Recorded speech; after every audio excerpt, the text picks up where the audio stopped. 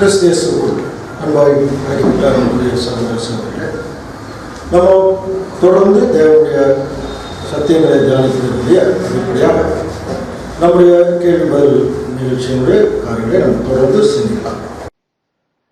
கிறிஸ்தியேசுக்குள் அன்பாய் அழைக்கப்பட்ட அன்புக்குரிய சகோதர சகோதரிகளே, அனைவருக்கும் ஆண்டவராகிய இயேசு கிறிஸ்துவின் நாமத்தினாலே அன்பின் வாழ்த்துக்களை தெரிவித்துக் கொண்டு, நம்முடைய கடந்த வாரத்தில் ஒரு கடைசியா ஒரு கேள்வி கேட்டு முடிச்சோம். அதாவது 1910 வருஷத்துல கேட்ட ஒரு கேள்வி 546 பக்கத்தில் இருக்குது. நீங்கள் உலகம் எங்கும் போய் சகல ஜாதிகளையும் சீஷராக்கி பிதா குமாரன் பரிசுத்தாவின் நாமத்தினாலே அவர்களுக்கு ஞானஸ்தானம் கொடுத்து அப்படின்னு சொல்லி ஒரு வார்த்தை இருக்கு. ஸோ கேள்வி என்ன அப்படின்னா, if the salvation of the world is future, what would there be gained by teaching the nations and baptizing them? கேள்வி. அதாவது சால்வேஷன் ரட்சிப்புங்கிறது இனி வரக்கூடிய கண்ணுக்கு தெரியற ராஜ்யத்துல தான் ரட்சிப்பு வரும் உலக ஜனங்களுக்கு. அப்ப இப்பவே போய் எல்லாத்துக்கும் ஞானஸ்தானம் கொடுங்க அப்படின்னு சொல்லி ஆண்டவர் இயேசு கிறிஸ்து சொன்னதனுடைய நோக்கம் என்ன அப்படின்னு சொல்லி கேட்கறாங்க. அதனுடைய அர்த்தம் என்னன்னு கேட்கும்போது, அதுக்கு மூத்த சகோதரர் ரசல் பிரதர் ஒரு ஞானமான ஒரு விஷயத்தை அவர் விளக்குறார். கவனிச்சீங்கன்னா, அதாவது நம்முடைய ஆண்டவர் இயேசு கிறிஸ்து ஒருவேளை நீங்க உலகமெங்கும் போய் சகல ஜாதிகளையும் சீர்ச்சராக்குங்க அப்படின்னு சொல்லி இருந்தார்னா, அவர் என்ன பண்ணிருக்காருன்னு அர்த்தம், the Lord made a great mistake அப்படிங்கிறார். அதாவது அவர் இயேசு கிறிஸ்து ஒரு மிஸ்டேக் பண்ணிட்டாருன்னு அர்த்தம் அப்படின்னு சொல்றார். ஆக்சுவலா அடுத்த வார்த்தையே, the Lord Jesus did not make any mistake. Let us read this question and scrutinize it from a different standpoint. முதல்ல இது என்ன செய்யணும், இயேசு கிறிஸ்து எந்த மிஸ்டேக்கும் பண்ணல, அவர் சொன்ன வார்த்தைகளை கொஞ்சம் என்ன செய்யணும், சீர்தூக்கி பாருங்க, வேற ஒரு கோணத்துல நீங்க பாருங்க அப்படின்னு சொல்லும் போது, இப்ப தேவனுடைய திட்டம் கொஞ்சம் கவனிச்சு பாருங்க. அப்போ முதல்ல சீசர்களை போய் அனுப்பும் போது என்ன சொல்ற, நீங்க காணாமல் போன ஆடுகளா இஸ்ரேல் ஜனங்க இடத்துல போங்க, போகையில பரலோக ராஜ்யம் சமீபம் பிரசங்கம் பண்ணுங்கன்னு சொன்னார். அப்ப பரலோக ராஜ்யத்தினுடைய அழைப்பு இன்னைக்கு திருச்சபைக்கு மட்டும்தான், சுவிசேஷ யுகத்துல. அப்ப ஒட்டுமொத்த உலக ஜனங்களுக்குமே இல்லையே. அப்படி இருக்கிற போது எப்படி எல்லாரையும் நீங்க சீசராக்குங்க அப்படின்னு இயேசு கிறிஸ்து சொல்லி இருக்க முடியும் என்று சொல்லும் போது, ரசல் பிரதர் கொஞ்சம் கிரீக்ல இருக்கக்கூடிய வேர்ட் ஆஃப் பாயிண்ட்ல என்ன செய்யறாருன்னா, கொஞ்சம் ஒரு கிளாரிட்டி கொண்டு வர்றார். அது என்ன ஒரு விளக்க சொல்றாருன்னு சொல்லும் போது, make disciples of all nations baptizing them அப்படிங்கிற ஒரு வார்த்தை. அப்ப இயேசு கிறிஸ்து இதுதான் சொல்லியிருக்கார். அப்படின்னா எல்லா நாடுகளையும் போய் சீஷர்களை உருவாக்கி அவர்களுக்கு ஞானஸ்தானம் கொடுங்க. அதுக்கு இன்னொரு வார்த்தை கூட, whoever you can make into a disciple baptized him. யாரை நீங்க சீஷர் ஆக்குறீங்களோ அவங்களுக்கு என்ன பண்ணுங்க, ஞானஸ்தானம் நீங்க கொடுங்க அப்படின்னு சொல்லி அங்க சொல்றாரு. அப்ப நம்ம என்ன புரிஞ்சுக்கலாம், இயேசு கிறிஸ்து இது ரொம்ப சிம்பிளா புரியும்னா, எல்லா ஜாதிகளையும் சீசராக்குங்கன்னு அவர் சொல்லல, எல்லா ஜாதிகளிலும் சீசரை கொண்டு வாங்க, அவங்களுக்கு ஞானஸ்தானம் நீங்க கொடுங்க அப்படின்னு சொல்லி சொல்றாரு. காரணம் என்ன, நம்ம ஏற்கனவே தெரியும், இந்த சாத்தான் பத்தி படிக்கிறோம், 2 Corinthians 4:4 படிக்கிறோம் இல்லையா. சாத்தான் எல்லாருடைய மனக்கண்களை குருடாக்கி இருக்கான். அவன் எல்லாரையும் இப்ப திருந்த வைக்கிறது அவனுடைய ஐடியா இல்ல, எல்லாருடைய மனக்கண்களை குருடாக்கி இருக்கிற போது, இப்ப இயேசு கிறிஸ்து இந்த சுவிசேஷ யுகத்துல சீஷர்களை அனுப்பும் போது யாரை மட்டும்தான் அவனுடைய குருடு கண்கள் இருந்து திறக்க வைக்கிறாருன்னா, அவருடைய திருச்சபை மட்டும்தான் இல்லையா, மெயினா திருச்சபை. அப்ப அவர்களை மட்டும்தான் சீஷரா கொண்டு வர முடியும், அவர்களுக்கு தான் ஞானஸ்தானம் கொடுக்க முடியும். அப்போ இது ஒட்டுமொத்த உலக ஜனங்களுக்கு இது பொருந்தாது. அப்ப ஆக்சுவலா இயேசு கிறிஸ்துவ அப்படி சொல்லல, இயேசு கிறிஸ்துவ அந்த அர்த்தத்தில் அவர் சொல்லல, உலகமெங்கும் போய் சகல ஜாதிகளிலும் சீசராக்கி அவர்களுக்கு ஞானஸ்தானம் கொடுங்க அப்படிங்கிறது தான் அந்த கிரீக் வேர்டினுடைய ஒரு அர்த்தம் சொல்லி நம்முடைய அன்பு சகோதரர் அதை முடிக்கிறார். இந்த வாரம் ஒரு ஜெனரலா நம்முடைய விசுவாசமான வாழ்க்கைக்கு தேவையான சில அடிப்படை விஷயங்களை கவனிப்பதற்குரிய சில ஒரு கேள்விகள் நம்மகிட்ட அங்கே ரசல் கேட்கப்பட்டது. அந்த அடிப்படையில் பார்க்கும்போது 1909 வருஷம் ஒரு கேள்வி, 1909 வருஷம் ஒரு கேள்வி. நான் 617 பக்கம் இருக்கு ரசல் சிங் புஸ்தகத்தில் 617 பக்கத்தில் இருக்கு. இதை என்ன கேள்வி கேட்டிருக்காங்கன்னா, மார்க் எழுதின சுவிசேஷம் 9ஆம் அதிகாரம் 49ஆம் வசனம் 50ஆம் வசனம். ஸோ இந்த 2 வசனங்களுக்கும் என்ன விளக்கம் அப்படின்னு கேட்கலாம். மார்க் எழுதின சுவிசேஷம் 9ஆம் அதிகாரம் 49, 50. மார்க் 9ஆம் அதிகாரம் 49ஆம் வசனம் முதல், எந்த பலியும் உப்பினால் உப்பிடப்படுவது போல எந்த மனுஷனும் அக்கினியினால் உப்பிடப்படுவான். எந்த மனுஷன் எந்த பலியும் உப்பினால் உப்பிடப்படுவது போல எந்த ஒரு மனுஷனும் அக்கினியினால் உப்பிடப்படுவான். அப்புறம் 50ஆம் வசனம், உப்பு நல்லதுதான், உப்பு சாரமற்று போனால் அதற்கு எதினால் சாரம் உண்டாக்குவீர்கள். உங்களுக்குள்ளே உப்புடையவர்களா இருங்கள், ஒருவரோடு ஒருவர் சமாதானம். உங்களுக்குள்ளே உப்புடையவர்களா இருங்கள், அப்புறம் ஒருத்தருக்கு ஒருத்தர் சமாதானமாயிருங்கள். ஸோ இந்த ஒரு கேள்விக்கு தான் விடை. இது என்னன்னு பார்த்தீங்கன்னா, ஒரு வசனத்துக்கு என்ன விளக்கம், இந்த வசனத்துக்கு என்ன விளக்கம் எப்படி கேட்டிருக்கேன்னா, அதாவது இது என்ன எக்ஸ்பிளைன் பண்ணுங்க. Especially what is the significance of salt, உப்பினுடைய முக்கியத்துவம் அப்படிங்கிற ஒரு அடிப்படையான ஒரு கேள்வி. இதில் மேலே பார்த்தீங்கன்னா, எந்த பலியும் உப்பினால் உப்பிடப்படுவது போலங்கிற வார்த்தை பார்த்தீங்கன்னா, அது சுத்தமாக யாருக்கும் அது புரியாது. ஆக்சுவலாக அந்த உப்பினால் உப்பிடப்படுவது போலங்கிற அந்த ஒரு வார்த்தை ஒரிஜினல் இல்லை. ஆனால் என்னமோ சேர்த்திருக்கிறான், உப்பினால் உப்பிடப்படுவது. ஆக்சுவலாக ஒரிஜினல் வார்த்தைன்னா, எந்த மனுஷனும் அக்கினியினாலே அவன் உப்பிடப்படுவான் அப்படின்னு போடுறான்.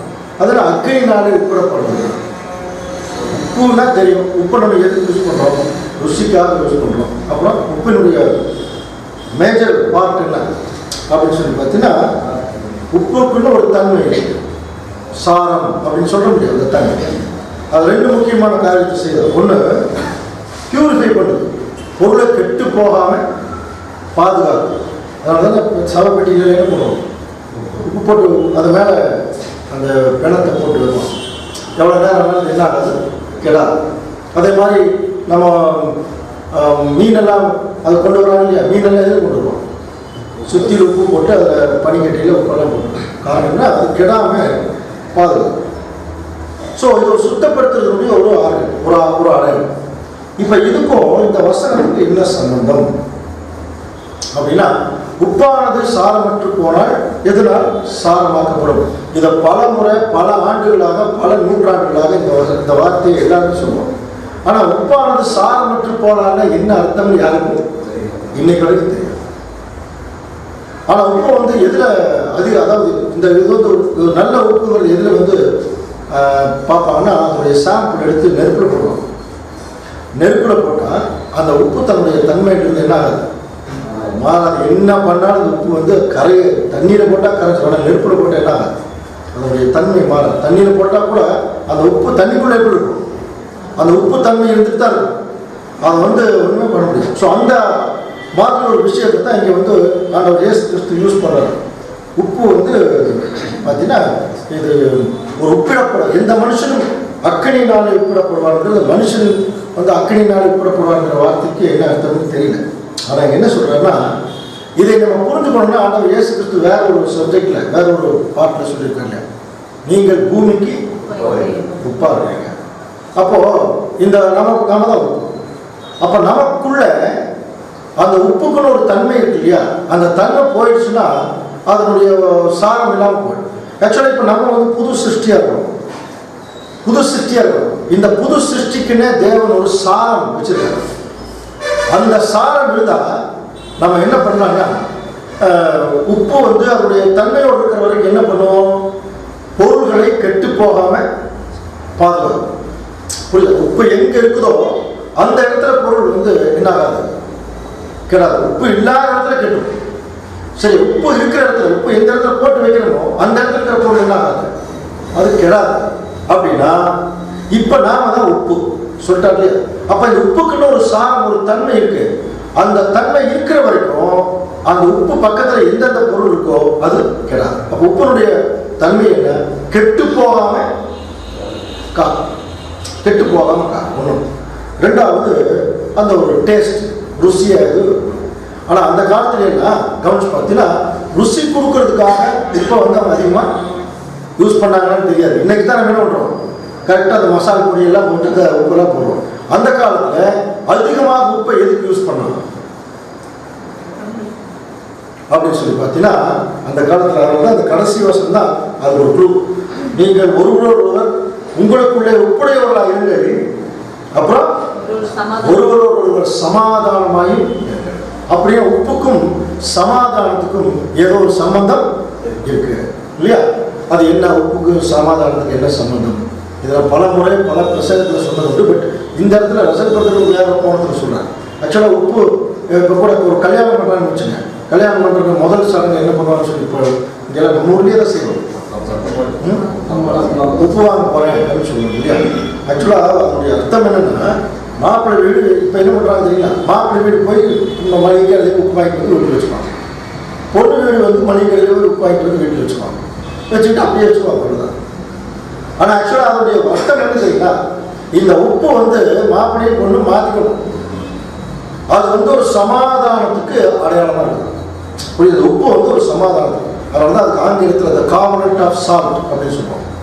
உப்பிடப்படுவதுங்கிற வார்த்தை இருக்கு இல்லையா, அந்த வார்த்தையினுடைய இங்கிலீஷ் டேர்மே த காம்பனன்ட் ஆஃப் சால்ட். இது எந்த காலத்தில் முதல்ல ஆரம்பிச்சாங்க அப்படின்னு சொல்லி பார்த்தீங்கன்னா, இப்போ நான் சொல்றது ரசல் பிரதருக்கும் இதுக்கும் சம்மந்தம் இல்லை. பட் எக்ஸ்ட்ரா நம்ம இன்ஃபர்மேஷனுக்காக சொல்கிறேன். சரி, அந்த காலத்தில் ஒரு பெரிய ஜமீன்தார் வீட்டில்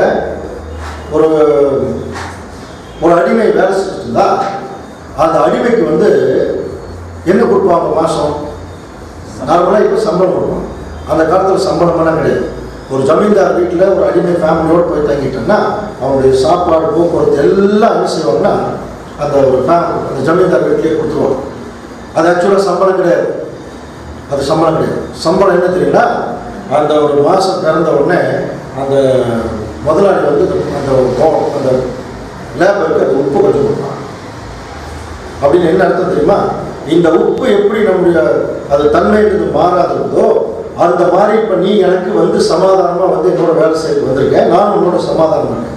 இந்த சமாதானம் நமக்கு எப்படி இருக்கணும், எப்போதுமே நிலைச்சு நிற்கணும். அதுக்கு இந்த உப்பு நமக்கு 2 பேருக்கு என்ன வருது, ஒரு அடையாளம் அப்படின்னு சொல்லித்தான். அந்த அடையாளம் இருக்கு இல்லையா, இன்னைக்கு யோசனை பண்ணி பாருங்க. பேச்சு வழக்க சொல்றதை கேட்டிருக்கீங்களா? உங்க உப்பை தின்ன அப்படின்னு என்ன அர்த்தம்? தனியாக உப்பு மட்டும் தனியாக தின்னோம்னு அர்த்தம். புரியுது? உப்பை தின்னவன் தண்ணி குடிக்கணும்னு சொல்லுவாங்க. அதில் பழமொழி. உங்க உப்பை தின்னவன் ஆக்சுவலாக உப்பு சரியாக உப்பெல்லாம் சாப்பிட்டேன். அந்த உப்பினுடைய சாரம் இருக்கு இல்லையா, அந்த சாரம் அவங்க வந்து நமக்கு வந்து ஒரு உடன்படிக்கைக்குள்ள வருவோம். அதே மாதிரி தான் திருமணமாக 2 பேர் வந்து ஒன்றா வந்து உப்பு மாற்றிட்டாங்கன்னா நமக்குள்ள இந்த உப்பு மாதிரி நம்ம உடன்படிக்கை நம்ம பண்ணுறோம். அது எந்த காலத்திலும் நம்முடைய உடன்படிக்கை மட்டும் மாறாது இருக்கணும், ஒரு சமாதானமாக இருக்கணும்னு சொல்கிறது தான் இங்கே வந்து இது வந்து நார்மலாக நமக்கு பழைய காலத்தினுடைய நடைமுறை. இப்போ இதில் ரசல் பிரதர் ரொம்ப இன்டீரியர். அப்போ என்ன சொல்கிறேன்னா, அதாவது இந்த உப்பு வந்து எப்படி மற்றவர்களை சுத்தம் பண்ண, அது எங்க இருக்குதோ அதை சுத்தம் பண்ணுற மாதிரி ஒரு சூழ்நிலை இல்லையா, அந்த மாதிரி உங்களுக்குள்ளே உப்புடையவர்களாக இருங்க அப்படின்னு சொல்லி என்ன அர்த்தம்? அப்போ நமக்குள்ள என்ன இருக்கணும், உப்பு இருக்கணும். இப்போ நாம தான் உப்புன்னு சொல்லிட்டார். கவனி, நம்ம தான் உப்புன்னு சொல்லிட்டார். ஆனால் இந்த இடத்துல மார்க் எழுதுன்னு சொல்லி சேர்க்கிறேன்னு சொல்றாரு, உங்களுக்குள்ளே உப்புடையவர்களாக இருங்க. இப்போ ஆக்சுவலாக நம்ம உப்பை உடையவர்கள், நீங்க தான் பூமிக்கு உப்பா இருக்கீங்கன்னு சொல்றாங்க. அப்போ இந்த உப்பு தான் நம்மலாம். ஆனா அந்த உப்புக்கு ஏற்ற ஒரு சாரம் நமக்குள்ள இருக்கணுமா, அந்த அதை உடையவர்களா நீங்க இருங்க. அந்த சாரம் இருந்தா, அந்த உப்புக்குள்ள அந்த சாரம் இருந்தா எப்படி அது தன்னோட அந்த பக்கத்தில் இருக்கிற பொருளை கெடாம பாதுகாக்குதோ, அந்த மாதிரி நமக்குள்ள அந்த உப்புக்குன்னு ஒரு சாரம் தேவன் கொடுத்துருக்காங்க. அது நமக்குள்ள இருக்கிற வரைக்கும் நம்ம சுற்றில் இருக்கிறவங்க, நம்ம பக்கத்தில் இருக்கிறவங்க நம்ம வந்து என்ன பண்ணோம்னா கெட்டு போகாம பார்த்துக்கலாம். சரியா? நம்ம கூட இருக்கிற உப்பு எங்க இருக்குதோ அங்கே கிடாம, உப்பு வேற எங்கேயோ இருக்கும், பொருள் வேற எங்கேயோ இருக்கும், ஆட்டோமேட்டிக்காக பொருள் என்ன கெட்டு போகும். அது என்னவா இருக்கும்? ஏதாவது ஐடியா இருக்கா நமக்கு? ஃபைனலாக அந்த அதை சொல்லித்தான் முடிக்கிறது. சத்தியமா நமக்குள்ள இருக்கிறது சத்தியம் தான், அது இல்லைன்னு சொல்ல வரல. பட் வசனத்தினுடைய இன்னொரு பார்ட் என்னன்னா, சரி இப்போ நமக்குள்ள சத்தியம் இருக்குன்னு வச்சுக்க, இப்போ நம்ம சத்தியத்தை தான் சொல்லிட்டு வருவோம். ஆனால் நம்ம பக்கத்தில் இருக்கிறவங்களே அந்த சத்தியத்தை என்ன செய்யறது, ஏற்றுக்கிறது இல்லையா? இல்லைங்க, அது ஏற்றுக்கிறது. என்னதான் அன்பு காட்டி பாருங்க, என்ன வந்தாலும் வராது. உப்புக்கென்று உப்புக்குள்ள ஒரு சாரம், அதனால தான் சொல்லி நீங்க உப்பா இருக்கீங்க, உங்களுக்குள்ள உப்பு வச்சுங்க. இப்ப நம்ம உப்பு, அப்ப நமக்குள்ள ஒரு சாரம் இருக்கணும். அது இருந்தா மட்டும்தான் கெட்டு போகும். அப்ப கெட்டு போகாம பாதுகாக்கிறது என்ன? ஒரு சுத்தமான விஷயம் தான் நமக்குள்ள இருக்கணும். அது கிரியை செய்யணும், புரியுது? அது கிரியை செய்யணும். உப்பு எப்படி கெட்டு போகாம பாதுகாக்கிறது அப்படின்னா, உப்பு இருக்கக்கூடிய அந்த சால்ட் தன்மை இருக்கு இல்லையா, அந்த தன்மை தான் சுத்தி இருக்கிற பொருளை என்ன செய்யுதுன்னா கெடாம பாதுகாக்கும். ஸோ அந்த மாதிரி ஒரு விஷயத்தை தேவன் நமக்குள்ள வச்சிருக்கிறான். அது இருந்தா நமக்குள்ள சமாதானம். சத்தியம் வச்சிருக்கிறவங்க எல்லாருமே சமாதானமா இருக்கிறது இல்லை, அன்பு வச்சிருக்கிறவங்களும் சமாதானமா இருக்கிறது இல்லை. அதுலேயே டிஃபரெண்ட் காட்டினாங்க பாருங்க. ஸோ நமக்குள்ள இருக்கிற என்ன சொல்றாங்க, we lose the Holy Spirit, அவருடைய ஐடியா பரிசுத்தாவி, அதுதான் நமக்குள் இருக்கிற சாரம். அந்த சாரம் நமக்குள் இருக்கிற வரைக்கும் நம்ம சுத்தி இருக்கிறவங்க யாரும் என்ன செய்ய மாட்டாங்க, கெட்டு. அப்ப நமக்குள்ள என்ன இருக்கணும், அந்த ஒரு ஆவி. அதுதான் அந்த சாரமற்று போனால் அப்படின்னு அர்த்தம். தேவன் உங்களுக்கு கொடுத்து பரிசுத்தாவை எடுத்துட்டாருன்னா முடிஞ்சது. அதை எங்க கொண்டு கொட்டிடுவாங்க, வெளியில கொண்டு கொட்டிடுவாங்க. அப்படின்னு என்ன அர்த்தம்னா, அது இனி எதற்குமே பயன்படாது. அந்த மாதிரி தேவனுடைய பிள்ளை எடுக்கணும். இது ரொம்ப இம்பாக்டா போய் அவர் சொல்றாரு. இதெல்லாம் மேலோட்டமா நம்ம படிச்சுட்டு என்ன பண்றோம்னா அப்படியே போயிடுறதுனால இப்போ அது இதனுடைய உண்மை தன்மை நமக்கு தெரியுது. ஜென்யூனிட்டி ஆஃப் ட்ரூத் அப்படின்னு சொல்லப்படுது. உண்மைத்தன்மை என்னன்னு தெரியுது. அந்த உண்மைத்தன்மை தான் அவர் சொல்றாரு. ஒரு தடவை அந்த சாரம் மட்டும் நம்ம கிட்ட இருந்த தேவன் பரிசுத்தாவை எடுத்துட்டாரு வச்சுங்க, there is no way which could regain அப்படின்னா. ஒரு தடவை பரிசுத்தாவை வெளியே போயிடுச்சுனாலே திரும்ப மறுபடியும் உள்ள வர்றதுக்கான வாய்ப்பு இல்லை அப்படிங்கிற மாதிரி முடிக்கிறார். அதான் உப்பானது சாரம் மட்டும் கூடுமான வரைக்கும். அதனால தான் தேவன் நம்ம கிட்ட கேட்டுக்கிறதெல்லாம், நீங்க பெற்றுக்கொண்ட பரிசுத்தாவியை என்ன பண்ணுங்க, துக்கப்படுத்தினாங்க. பரிசுத்தாவி துக்கப்படுத்துறதுன்னா என்ன அர்த்தம்? தனியா ஒரு ஆவி துக்கப்படுத்த முடியுமா? பரிசுத்தாவியை நமக்கு தந்த தேவனை துக்கப்படுத்துறதுக்கு பேர் தான் அது. சரிங்களா? பரிசுத்தாவி நமக்கு எது கொடுத்துருக்காரு? சுத்தம் இல்லையா? சுத்தமான ஆவி நமக்குள்ள இருந்துச்சுன்னா நம்முடைய இருதயத்தில் சிந்தனை எல்லாமே சுத்தமா தான் இருக்கும். அப்போ நம்ம சுத்தமா இருக்கிற போது நம்ம சுத்தி இருக்கிறவங்க எப்படிதான் இருப்பாங்க, அதே சிந்தனை தான். நீங்க அப்படித்தான் வைரஸ் மாதிரி வாயில் ஏதாவது நம்ம சொல்லிட்டோம்னு வச்சுங்க, 10 பேருக்கு அது போச்சுன்னா, அது தப்பா இருந்துச்சுன்னா அந்த தப்பான விஷயம் வைரஸ் மாதிரி இல்லை, 10 பேர் போச்சு. அதே ஒரு நல்ல விஷயத்த சொன்னோம்னா அது கூட சில பேர் அது எல்லாருமே பிடிக்காது இல்லையா? எல்லாருமே பிடிக்காது. அந்த பரிசுத்தாவை ஏற்றுக்கொள்ற அளவுக்கு நம்ம கிட்ட தேவனுடைய தன்மையை இருக்கணும். அப்படி இருந்தால் தான் நம்ம கிட்ட தேவன் அதை ஒர்க் அவுட் பண்ணி வைக்கிறாங்க. ஸோ உப்பானது சாரமற்று போனால் அப்படிங்கிற வார்த்தையினுடைய அர்த்தம் என்ன? நீங்கள் உப்பா இருக்கிறீர்கள், உங்களுக்குள்ளே நீங்க உப்புடையவர்களாக அப்படின்னா என்ன அர்த்தம்னா, தனியா நம்ம தான் உப்பு, நமக்குள்ள தனியா ஒரு உப்பு கிடையாது, உப்பினுடைய தன்மை. ஸோ புது சிருஷ்டிக்குன்னு ஒரு கேரக்டர் இருக்கு. புது சிருஷ்டினா இப்படிதான் இருக்கும். அந்த கேரக்டருக்குள்ள தேவனுடைய பிள்ளைகள் எப்பொழுது அப்படி இருந்தால் அவர்கள் எங்க இருக்காங்களோ அவங்களை சுத்தி இருக்கிறவங்க நல்ல சிந்தனையில இருப்பாங்க. நல்ல, ஏன்னா அவங்க சொல்றவங்க பேசுறதுல எதுதான் பேசுவாங்க இல்லையா? ஒரு பரிசுத்தாவி அவர் என்ன பேசுவாங்க? இது ரொம்ப சிம்பிளா சொல்லி, பரிசுத்தாவி அவர் எப்படி பேசுவாங்க? ஒரு பேசுறதுல என்ன பரிசுத்தமான வார்த்தைகள், பரிசுத்தமான தேவன், பரிசுத்தமான கிறிஸ்து இல்லையா? பரிசுத்தமான சகோதரர் அன்பு, சகோதர அன்பு, தேவனுடைய திட்டம், இதெல்லாம் தான் பரிசுத்தாவி பேசுறது இல்லையா? அப்போ அது நிமித்தம் அதை கேட்கறவங்க கூட எப்படித்தான் இருப்பாங்க, அதே ஒரு மைண்டட் பீப்புளா தான். ஸோ இதைத்தான் அங்கே நமக்கு சொல்லுவாங்க. ஓகே, அடுத்தது லூக்கா 10ஆம் அதிகாரம். இப்போ நான் சொல்றது 1916ஆம் வருஷத்துல கேட்ட கேள்வி, 618 பக்கம் இருக்கு. லூக்கா 10ஆம் அதிகாரம் 4ஆம் வசனம். வாசிக்கலாம். லூக்கா 10ஆம் அதிகாரம் 4ஆம் வசனம். பணப்பையும் சாமான் பையும் பாதரட்சைகளையும் கொண்டு போக வேண்டாம், வழியிலே ஒருவரையும் விழவும் வேண்டாம்.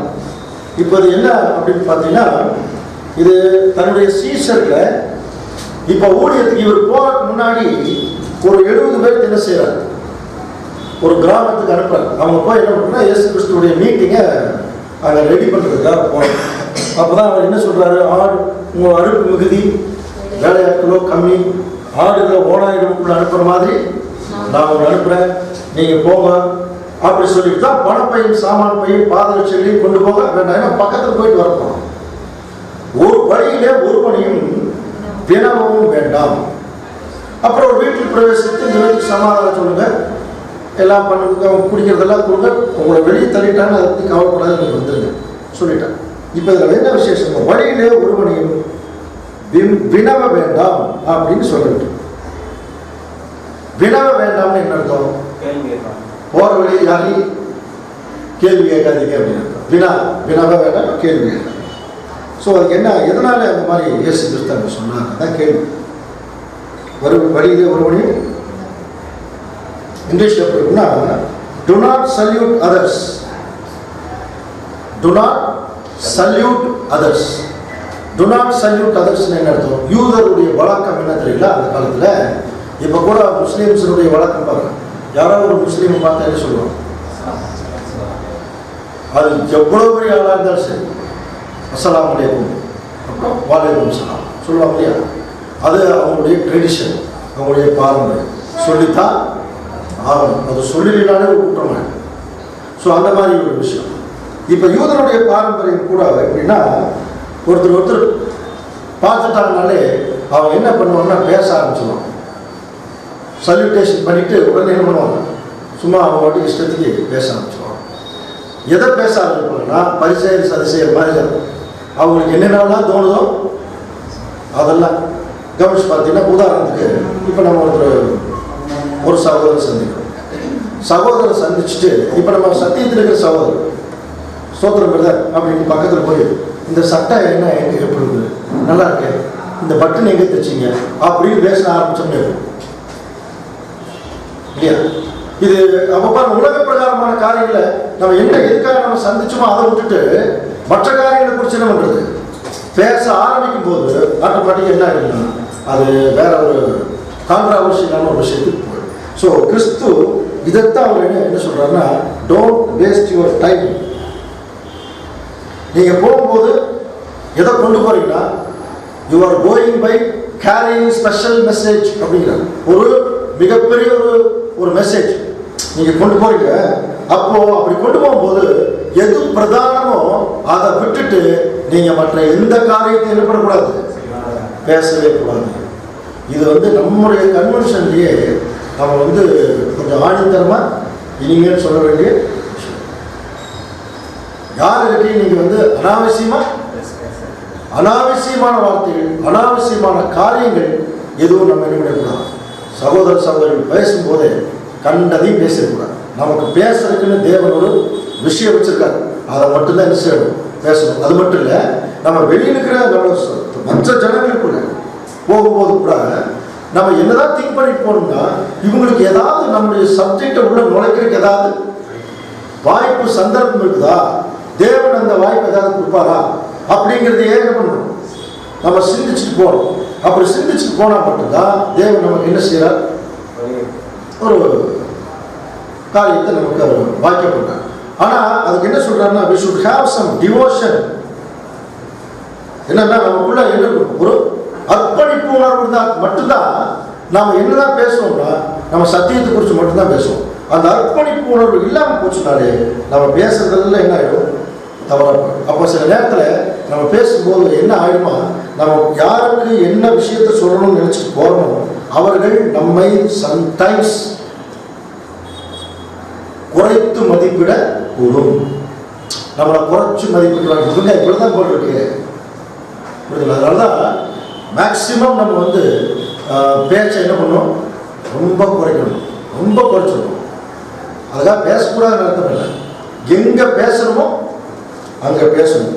சில அதாவது பெரிய பெரிய இந்த பேச்சாளர்கள் ஸ்காலர்ஸ் எல்லாமே என்ன சொல்லுவோம்னா, அதாவது மேக்சிமம் பேசாதீங்க, ஆனால் பேசுறதுக்கு ஒரு சந்தர்ப்பம் கிடைச்சதுக்கு அப்புறம் பேசாம இருக்கிறது மிகப்பெரிய பாவம்.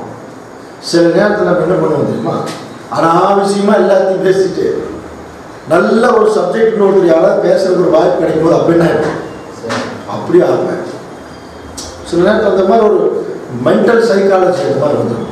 அதனால தான் தேவனுடைய பிள்ளைகள் கூட எப்பொழுதுமே ஒரு டிவோஷன், ஒரு அர்ப்பணிப்புணர்வு இருந்துகிட்டே இருக்கணும். அப்போ தான் ஏதாவது யார்ட்டையாவது நான் பேசுறதுக்கு ஒரு வாய்ப்பு இருக்கலாம் அப்படின்றத நம்ம பார்க்கணும். ஓகே, அடுத்தது 1915 வருஷத்தில் ஒரு கேள்வி.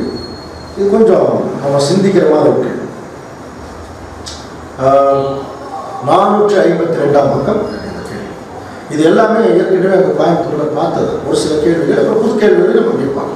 ஏன்னா இதெல்லாம் கொஞ்சம் மறுபடியும் நம்ம ரீகால் பண்ண வேண்டிய ஒரு அவசியம் இருக்குது. என்ன கேள்வி கேட்டிருக்குன்னா, ஆவியினால் ஜெனிப்பிக்கப்பட்டவர்கள் மாம்ச தேகத்தில் இருந்தாலும் அவர்கள் தேவ சாயலாக இருக்கிறார்களா? இப்போ ஆவியினால் ஜெனிப்பிக்கப்பட்டவர்கள்னா யாரு? இப்போ நம்ம ஞானஸ்தானம் வாங்கினதுக்கப்புறம் தேவன் கட்டாயமா நமக்கு என்ன கொடுக்குறாங்க? ஒரு பரிசுத்தாவினுடைய ஒரு கைடன்ஸ், ஒரு அனுகிரகம் நமக்கு கொடுக்குறாங்க. அப்போ அந்த பரிசுத்தாவை வாங்கினவர்கள் அர்த்தம். ஆவியினாலே ஜெனிப்பிக்கப்பட்டவர்கள். இப்போ நம்ம எதில் தான் இருக்கோம்? இந்த மாம்ச தேகத்தில் தான் இருக்கோம். இப்போ அவங்க மாம்ச தேகத்தில் இருக்கிறவங்க இப்ப மாம்ச தேகத்தில் இருக்கிறாங்களா, அல்லது பரிசுத்தாவியை வாங்கினதுனால இவங்க தேவ சாயலா இருக்காங்க? நம்ம என்ன பண்ணுவோம், இதுக்கு கேள்விக்கு பதில் என்னன்னா, நம்ம நார்மலாக சொல்ற பதில் என்னவா இருக்கும் அப்படின்னா, ஒரு திடீர்னு ஏதோ ஒரு கோவப்பட்டு அதுக்கு என்ன விளக்கம் சொல்லுவோம்னா, நானும் மனுஷன் தான் பிரதர் அப்படிதான் சொல்லுவேன். ஏதாவது ஒன்று பண்ணிட்டு, என்னங்க பிரதர் இப்படி பண்ணிட்டீங்க, என்ன பண்றது பிரதர், நானும் மனுஷன் தானே அப்படிங்கிற ஒரு வார்த்தை. அந்த வார்த்தைக்காக தான் இந்த கேள்வியை கேட்குறோம். அந்த வார்த்தைக்காக தான் இந்த கேள்வி கேட்குறோம். நம்ம மாம்ச தேகத்தில் இருந்தாலும் நம்ம எதிர்க்கிறோம், நம்ம அதாவது ஆவிக்குரிய தேவனுடைய சாயல் இருக்கிறோமா அப்படிங்கிற ஒரு கேள்வி. Are the spiritual spirit begotten class a manifestation of God in the flesh அப்படின்னு ஒரு கேள்வி. இப்போ ஒரு வசனம் நம்ம படிச்சிருக்கோம், God was manifested in the flesh. தேவன் மாம்சத்திலே வெளிப்பட்டார். ஆக்சுவலாக தேவன் இல்லை, யாரு? கிறிஸ்து தான். He who was made by flesh இங்கிலீஷ்ல. அவர் மாம்சத்திலே வெளிப்பட்டார். இப்போ இயேசு கிறிஸ்து மாம்சத்தில் வந்துட்டார், சரிங்களா? இப்போ அவர் மட்டும்தான் தேவன் மாம்சத்தில் படிச்சாரா அப்படின்னா, யாரும் தான் படிச்சிருக்காரு? ஆதி ஆகமத்தில் படிக்க முடியாது. ஆதாமையும் தான் மாம்ச தேகத்தில் அவர் படித்தார். படைக்கும் போது எப்படி படிச்சிருக்காரு நம்ம படிச்சிருக்கிறோம். ஆதியாகமம் 1ஆம் அதிகாரம் 26ஆம் வசனம். ஆதியாகமம் 1ஆம் அதிகாரம் 26ஆம் வசனம். ஆதியாகமம் 1ஆம் அதிகாரம் 26ஆம் வசனம். பின்பு தேவன் நமது சாயலாகவும், நம்ம படிச்சிருக்க முடியாது, நமது சாயலாகவும் நமது ரூபத்தின்படியும். அதே 5ஆம் அதிகாரம் 1ஆம் வசனம். 5ஆம் அதிகாரம் 1ஆம் வசனம். ஆதாமின் வம்ச வரலாறு அப்படி சொல்லிட்டு, தேவன் மனுஷனை சிருஷ்டித்த நாளிலே அவனை தேவ சாயலாகவே உண்டாக்கினார். அதுலயே 9ஆம் அதிகாரம் 6ஆம் வசனத்துல கூட மனுஷன் தேவ சாயலில் உண்டாக்கப்படும்படியால் மனுஷனுடைய ரத்தத்தை எவன் சிந்துகிறானோ அவனுடைய ரத்தம் மண்ணிலே சிந்தப்பட வேண்டும். சரிங்களா? மனுஷன் அப்போ தேவ சாயலில் உருவாக்கப்பட்டிருக்கான் அப்படின்னு நமக்கு என்ன புரிஞ்சுது? நம்ம எத்தனை சப்ஜெக்ட் படிச்சிருக்கோம். தேவ சாயலில் உருவாக்கப்பட்டிருக்காங்க என்ன அப்படின்னு பார்க்கும்போது, அதாவது தேவனுடைய உருவத்திலே அர்த்தம் இல்லை, தேவனுடைய எதுல சொல்லலாம், குணாதிசயங்கள் சொல்லலாம், கேரக்டர். ஸோ அதில் தான் உருவாக்கப்பட்டிருக்கான். ஆனால் தேவ சாயலில் உருவாக்கப்பட்ட மனுஷன் என்ன ஆயிட்டான் அப்படின்னு பார்க்கும்போது, ரோமர் 3ஆம் அதிகாரம் 10ஆம் வசனம். ரோமர் 3ஆம் அதிகாரம் 10ஆம் வசனம். அந்தபடியே நீதிமான் ஒருவனாகிலும் இல்லை, உணர்வுள்ளவன் இல்லை, தேவனை தேடுகிறவன் இல்லை, எல்லாரும் வழி தப்பி ஏகமாய் போய்ட்டான். வசனத்தினுடைய அப்ரோச் பாருங்க. ஆரம்பிக்கும் போது எப்படி ஆரம்பிக்கிறார்? தேவ சாயல்ல தான், அதுக்காக தான் 3 வசனம் கொடுக்குறாரு. தேவ சாயல்ல தான் மனுஷன் உருவாக்கப்பட்டான். ஆனா என்ன ஆயிட்டான், இப்போ தேவ சாயல்ல உருவாக்கப்பட்டவன் தேவனை தேடுவதற்கு பதிலாக மனுஷனை தேடினான். அதனாலதான் அங்க வசனம் என்ன சொல்லுது, தேவனை தேடுகிறவன் இல்லை. அப்போ தேவனை தேடுகிறவன் கிட்ட தான் என்ன சாயல் இருக்கும், தேவ சாயல் இருக்கும். இப்ப நல்லா கவனிச்சுக்கணும். அதுதான் பாவம் இல்லாமல் படைக்கப்பட்டவர், இயேசு கிறிஸ்து பாவம் இல்லாமல் படைக்கப்பட்டவர். இவரும் தேவ சாயல் தான், அவரும் தேவ சாயல் தான். ஆனா இவர் தேவனை தேடல, ஆனா கிறிஸ்து தேவனையே தேடிட்டு. அப்ப 2 பேரும் மண்ணு தான் இருந்தாங்க. அப்ப மாம்சத்தில் இருக்கிற தேவனுடைய பிள்ளைகள் தேவ சாயல் இருக்கிறதுக்கு வாய்ப்பு இருக்கா இல்லையா, அதான் கேள்வி. அப்ப மாம்சத்தில் இருக்கிற தேவனுடைய பிள்ளைகள் தேவ சாயல் எப்படி இருப்பாங்க அப்படின்னு பார்த்தீங்கன்னா, ஆதாமுக்கும் கிறிஸ்துவுக்கும் இன்னொரு வித்தியாசத்தை நம்ம பார்க்கலாம். ஆதாம் ஏதேன் தோட்டத்துல முற்றிலும் சாதகமான சூழ்நிலை இருக்கு.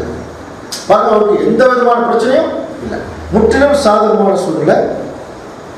ஆனா தேவனை தேடுற மைண்டு இங்கே கிறிஸ்துவுக்கு முற்றிலும் எந்த சாதகமான சூழ்நிலையும் இல்லை.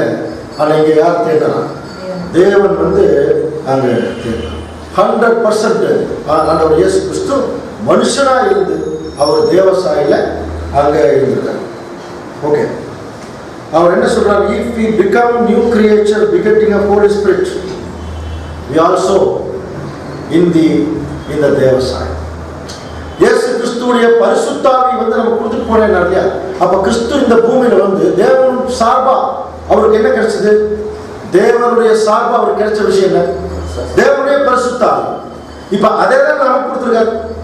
அப்ப பரிசுத்தாவி பெற்ற கிறிஸ்து மாம்சத்தில் இருக்கும் போது தேவசாயம் இருந்தார் அப்படின்னா தலை, அப்ப அவருடைய சரீரம் கூட என்ன தேவசாயம் தான்.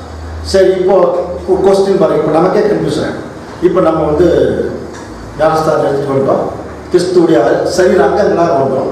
இப்போ நம்ம கிட்ட தேவசாயம் இருக்கா, தான் கொஸ்டின். இல்லை அப்புறம் எதுக்கு இப்போ இந்த இடத்துல நமக்கு தேவசாயம் இருக்கிற மாதிரியே தெரியல.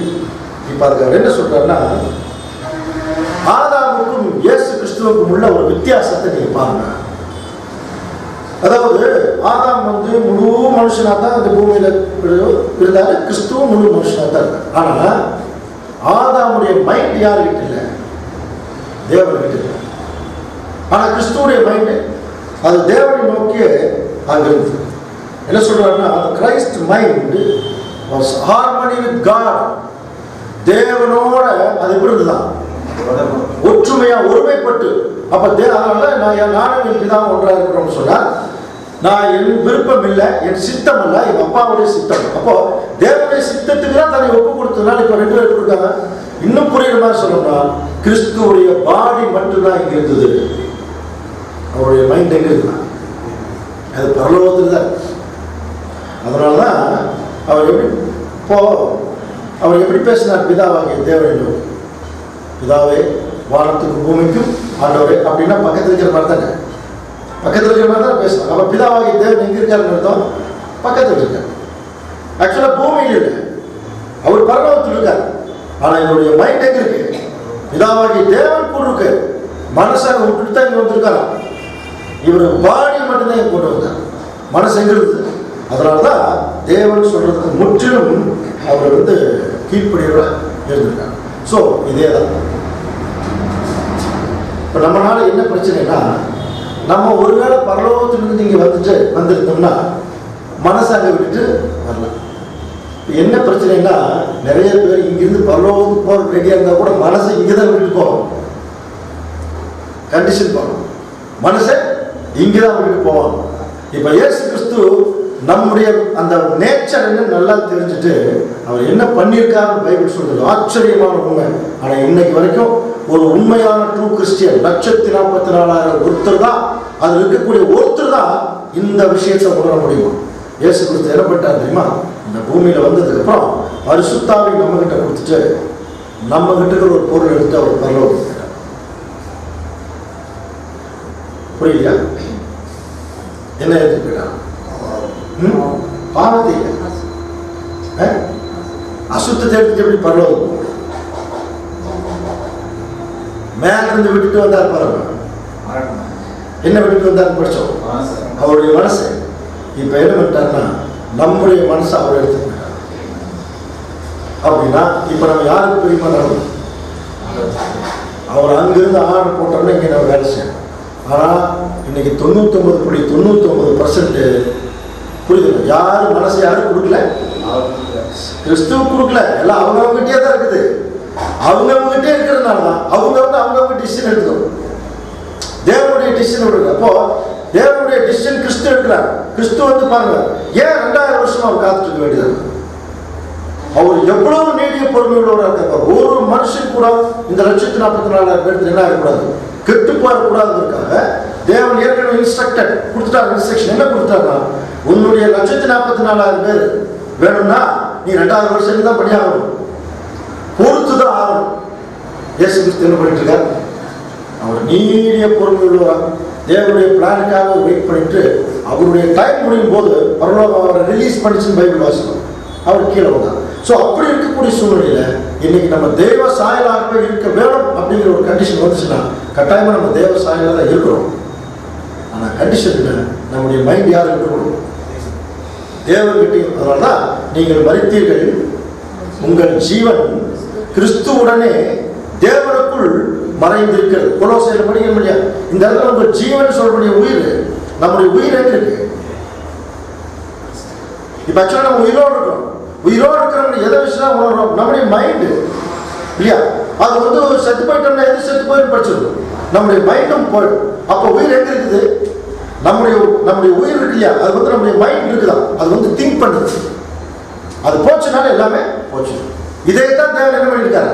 நீங்கள் மறுத்தீர்கள், உங்க மைண்டை கொண்டு என்ன எங்க வச்சிருக்கேன்? என் குமாரனுக்குள்ள. அப்புறம் என்ன?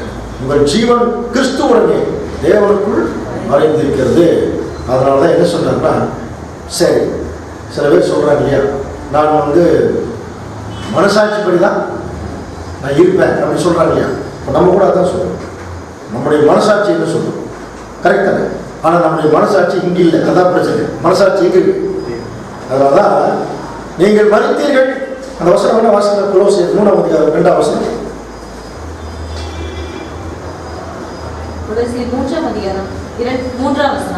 ஏனென்றால் நீங்கள் மரித்தீர்கள், உங்கள் ஜீவன் கிறிஸ்துவுடனே தேவனுக்குள் மறைந்திருக்கிறது. அடுத்த வசனம்.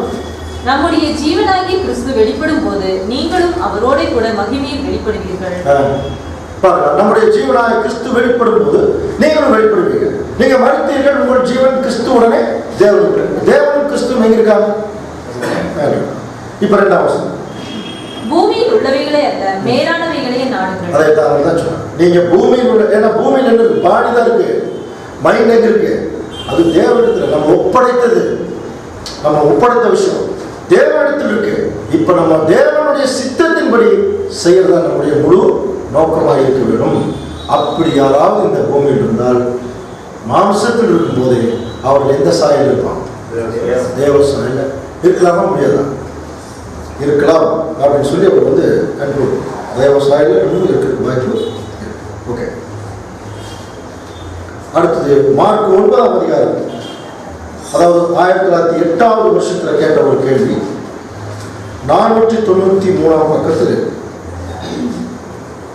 மார்க் 9ஆம் அதிகாரம் 38ஆம் வசனம் 39ஆம் வசனம். மார்க் 9ஆம் அதிகாரம் 38ஆம் வசனம் முதல். அப்பொழுது யோவான் அவரை நோக்கி, போதகரே, நம்மை பின்பற்றாதவன் ஒருவன் உமது நாமத்தினாலே பிசாசுகளை துரத்துகிறதை கண்டோம்.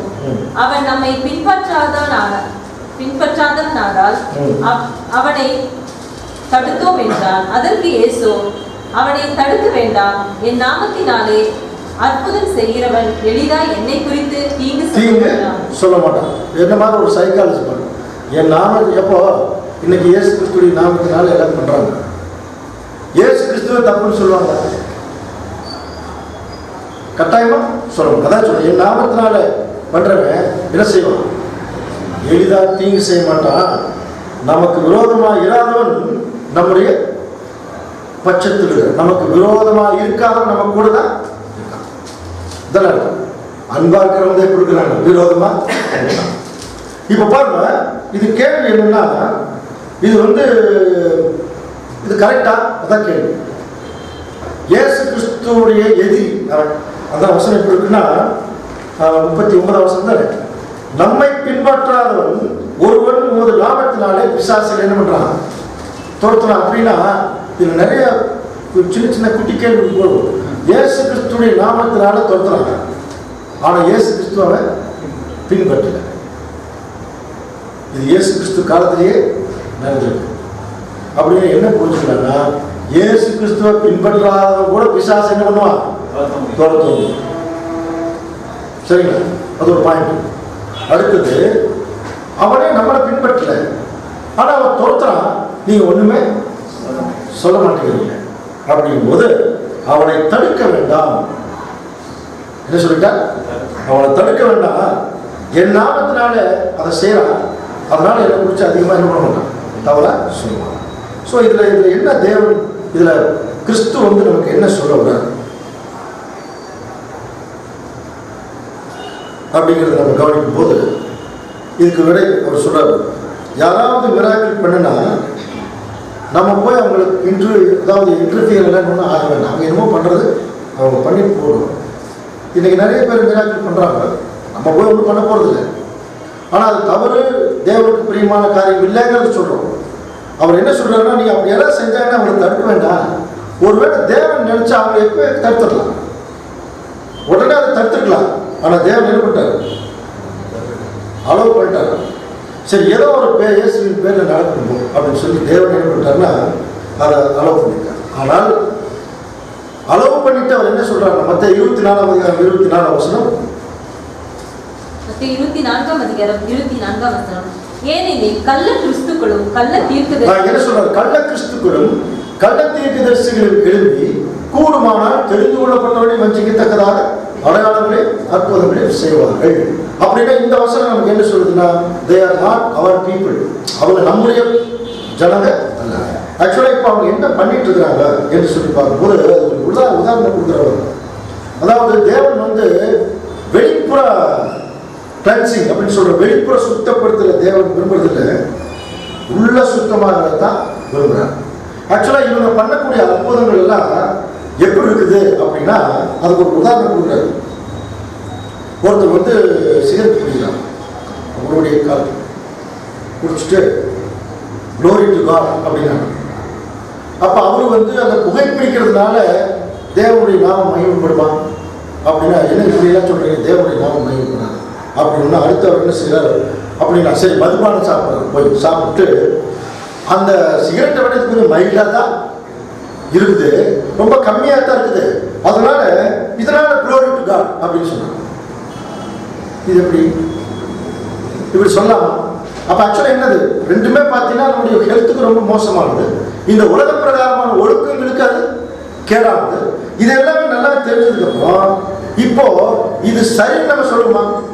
அதே மாதிரிதான் இப்ப பண்ணிட்டு தப்பு தான், அது தப்புன்னு தான் சொல்றோம்.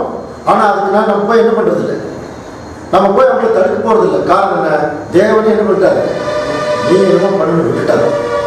ஆனா இவங்க பண்ணக்கூடிய முயற்சிகள் எப்படி இருக்குது அப்படிங்கிறத சொல்லும்போது, ஒரு தோட்டக்காரன் ஒரு மோசமான மரத்தை இருக்குதான், ஒரு தோட்டத்துக்கு இந்த மோசமான மரத்தை என்ன பண்றாங்க, சின்ன சின்னதாக இருக்கிற கிளையை மட்டும் வெட்டிட்டு,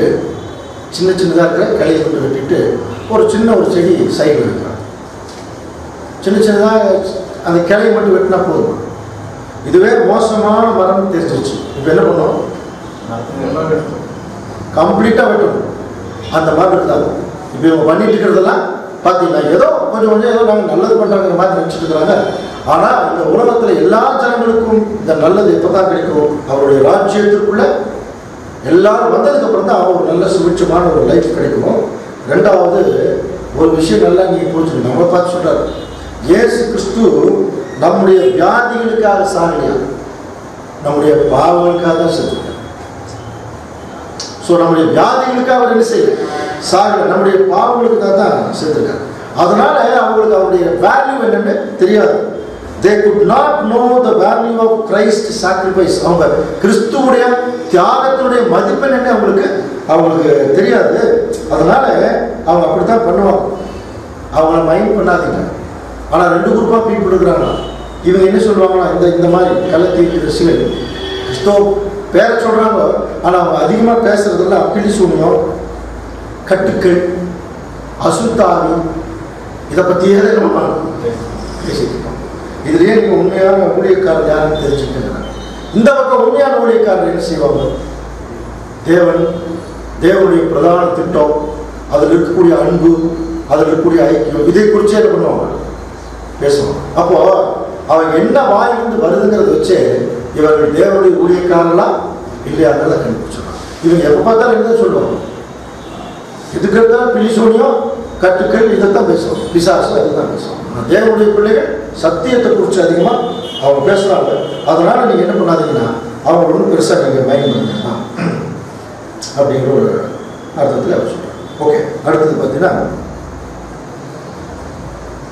1 Corinthians 12ஆம் அதிகாரம் 18ஆம் வசனத்துக்கு ஒரு விளக்கம் கேட்கலாம். ரொம்ப அருமையான ஒரு விஷயம். 119வது பக்கத்தில் இருக்கு. 1913ஆம் வருஷத்தில் கேட்க 1 Corinthians 12ஆம் அதிகாரம் 18ஆம் வசனம். 1 Corinthians 12ஆம் அதிகாரம் 18ஆம் வசனம். தேவன் தமது சித்தத்தின்படி அவயவங்கள் ஒவ்வொன்றையும் சரீரத்திலே வைத்தார். அவயவங்கள் ஒரே அவயவமாய் இருந்தால் சரீரம் எங்கே? அவயவங்கள் அநேகமாய் இருந்தும் சரீரம் ஒன்றே. சோ இப்ப என்னன்னா, தேவன் தம்முடைய சித்தத்தின்படி என்ன பண்ணாரா? அவயவங்களை ஒவ்வொன்றையும் சரீரத்தில் வச்சாங்க. இதை வந்து கேள்வி பாருங்க. What these words signify? இது எதை முக்கியத்துவப்படுத்துது அப்படின்னு ஒரு கேள்வி. தேவன் அவருடைய சித்தப்படிதான் இப்ப அவருடைய சரீரத்தை, இது ஒரு பவர் பாயிண்ட் போட்டால் நல்லா இருக்கும். அவருடைய சித்தப்படி சரீரத்தில் ஒவ்வொரு அவயவங்களும் வச்சிருக்காங்க. இப்ப நம்ம என்ன பண்ணணும்னா, ஒரு மனுஷனுடைய அவயவத்தை நம்ம கண் முன்னாடி கொண்டு வந்துட்டு, அந்த கை என்ன வேலை செய்யும், கால் என்ன வேலை செய்யும், அப்புறம் பாடிக்குள் இருக்கிற இன்னர் பார்ட்ஸ் என்ன வேலை செய்யும், இதெல்லாம் ஒன்றா நம்ம ஆராய்ச்சி பண்ணும்போது நமக்கு தெரியுது இது வேலை செய்யுது. ஆனால் என்ன மறந்துடுறோம், தேவனுடைய சித்தம் இல்லாமல் இதெல்லாம் வேலை செய்யாது. அப்போ கைக்கு தேவன் என்ன வச்சிருக்காங்க? கைக்குன்னு ஒரு சில வேலைகள், காலுக்குன்னு ஒரு சில வேலைகள். அப்போ கையினுடைய வேலை என்ன? நீங்கள் கவனிச்சு பார்த்தீங்கன்னா, இந்த கையினுடைய வேலை தன்னை விட பிரம்மாண்டமாக இருக்கிற எல்லா பொருளையும் இந்த கை தான் செய்யும். ஒரு கப்பல் பாருங்க, எவ்வளவு பெருசு. அது பக்கத்தில் போய் நின்னோம்னா இது எப்படி வந்துச்சுன்னே தெரியல. ஆனால் பல ஆயிரம் கைகள் சேர்ந்து ஒன்று தான் சேர்ந்து என்ன பண்ணுது, அதை வந்து கொஞ்சம் கொஞ்சமாக உருவாக்கிது இல்லையா? ஸோ அந்த மாதிரி தான் இப்போ தேவன் வந்து இப்போ நம்ம ஒவ்வொரு அவயவத்துக்கும் என்ன பண்ணியிருக்காங்க, அவருடைய சித்தம் வச்சுருக்காங்க. அப்போ நம்ம ஒவ்வொருத்தரும் யார்? ஒவ்வொரு அவயவம். இப்போ நீங்கள் என்ன புரிஞ்சுக்கணும்னா, ஒவ்வொரு அவயவத்துக்கும் ஒரு வேலை கொடுத்துருக்காரு இல்லையா? அந்த வேலையை அந்த அவயவம் செஞ்சு தான் தீரணும். அதே மாதிரி தான் இப்போ நமக்குள்ளேயும் சில சித்தம் தேவன் வச்சிருக்காங்க. அந்த வேலையை நம்ம எப்படி தான் செய்யணும்? செஞ்சு தான் தீரணும். இது என்ன விசேஷம்? இந்த வேலையை வந்து எது கொடுக்குது? தலை. கைக்கு வேலை கொடுக்குறதும் தலை தான், காலுக்கு வேலை கொடுக்குறதும் தலை தான். அப்போ தலையோட இந்த சரீரம் எப்படி கொடுக்கும்? கோஆர்டினேட் பண்ணி, அதாவது இசைந்து அங்கே கொடுக்கும். இப்போ இசைந்து கொடுக்கும்போது ஒரு முக்கியமான வேலை செய்யணும். அதனால தான் இப்போ நம்மளை பார்த்து சொல்லும்போது we are the church of militant அப்படிங்கிற நம்மளுடைய போர் வீரர்களை நம்ம இருக்கோம். அவன் போர் வீரர்களாக இருக்கும்போது இப்போ சரீரத்தை இப்போ நம்ம கண்டபடி எடுத்துட்டு போகலாமா, அல்லது சரீரத்தை நம்ம அடக்கி ஒடுக்கலாம் அப்படின்னு சொல்லும்போது 1 Corinthians 9ஆம் அதிகாரம் 27ஆம் வசனம். 1 Corinthians 9ஆம் அதிகாரம் 27ஆம் வசனம். மற்றவர்களுக்கு பிரசங்கம் பண்ணுகிற நான் தானே ஆகாதவனாய் போகாதபடிக்கு என் சரீரத்தை என்ன செய்ய நான் ஒடுக்குகிறேன். அப்போ தேவன் என்ன செய்யறாருன்னா, இந்த சரீரத்துக்கு என்ன சில வேலை கொடுக்குறார். இந்த வேலையை நம்ம செய்யும் போது இது ஒரு போர் வீரர்கள் அப்படிங்கிற முடிவு பண்ணிட்டோம்னா நம்ம சரீரம் வந்து கட்டாயம் என்ன பண்ணிடுறாங்க, அங்கே ஒடுக்கிறதுனா தெரியும், கண்ட்ரோல். நம்முடைய சரீரம் ஒரு போர் வீரன் அவங்களுக்கு ஒரு செல்ஃப் கண்ட்ரோல் இருந்தால் தான் என்ன செய்ய முடியும், போய் வந்து அவங்க போர் செய்ய முடியும். அதனால தான் போர் செய்யறதுக்கு முன்னாடியே அவங்க 1.5 வருஷம் 2 வருஷம் என்ன பண்ணுறாங்க, பயங்கரமான ப்ராக்டிஸ் பண்ணுறாங்க. ஆக்சுவலி இப்போ நம்ம இருக்கிறது அந்த மாதிரி ஒரு ப்ரொபேஷனரி பீரியட்னு சொல்கிறாங்க, ப்ராக்டிஸ் பண்ணுறாங்க. இதில் என்னென்னா, ஒவ்வொரு முறையும் நாம் வந்து இப்போ ஒரு நாட்டுக்காக போடுறாங்கன்னு வச்சுங்க, இப்போ போயிட்டு நாட்டுக்கு விரோதமாக கூட அவனால் திரும்ப முடியும். ஆனால் எந்த இடத்துல அந்த ஒரு போர் நடக்குதோ அந்த இடத்துல தன்னுடைய லாயல்ட்டி அவன் என்ன பண்ணணும், தன்னுடைய ஒரு பக்தியை, தேச பக்தி என்ன பண்ணப்போ காட்டணும். ஸோ இப்போதான் தேவனுடைய பிள்ளைகள் நம்ம அப்படி சரீர அங்கமாக இருக்கணும். நாம் வந்து அநேக சந்தர்ப்பத்தில் தேவனுக்கு பிரியமில்லாமல் போகிறதுக்கு கூட வாய்ப்பு இருக்கு, பாவம் செய்யறதுக்கு கூட வாய்ப்பு இருக்குது. அப்படி எல்லாம் நம்ம போகும்போது அவர் என்ன சொல்றாருன்னா, இமீடியட்டா நீங்க தேவனுக்கு உங்க லாயல்ட்டியை காமிச்சிடணும். தேவன் கிட்ட உங்களுடைய அந்த ஒரு லாயல்ட்டி என்ன சொல்றாங்க, உங்களுடைய நேர்மைத்தன்மை தேவன் பார்த்துட்டு இருக்கா அப்படிங்கிற ஒரு நிலைமையில நம்ம தேவனுக்கு பிரியமா நடக்கலாம்.